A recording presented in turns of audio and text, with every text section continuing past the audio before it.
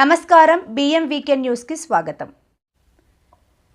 విశాఖ విమానాశ్రయ కార్మికుల సమస్యపై ఆందోళన 9వ రోజుకు చేరింది. దాదాపు 20 ఏళ్లుగా సేవలందించిన 170 మంది కార్మికులకు తక్షణ న్యాయం చేయాలని తెలుగు శక్తి అధినేత బివి రామ్ డిమాండ్ చేశారు.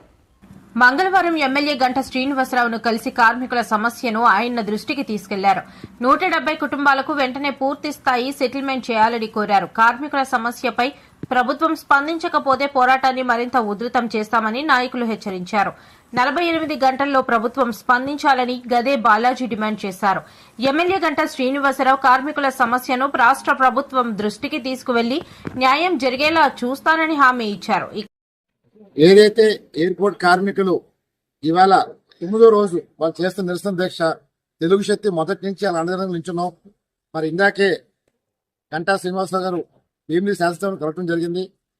మా ముఖ్య ఉద్దేశం ఒకటి, ఏదైతే వాళ్ళు గత 20 సంవత్సరాలుగా వాళ్ళు అక్కడ పనిచేశారో వాళ్ళకి ఫుల్ అండ్ ఫైనల్ సెటిల్మెంట్ చేయాలని చెప్పి కోరుతున్నాం.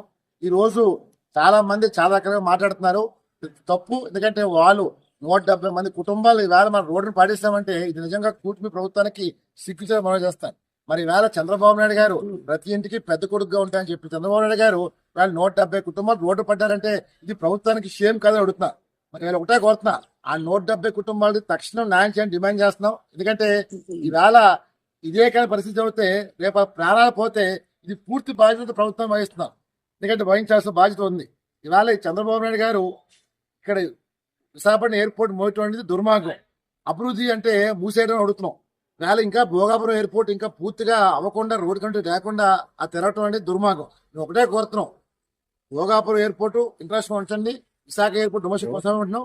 మార్నింగ్ 3 గంటలు సాయంత్రం 3 గంటలు ఉంటే ప్రజలు ఎవరో బాధపడరు. ఈవేళ ప్రజలు బాధపడుతున్నారు. మీరు ఏదో అనుకుంటున్నారు.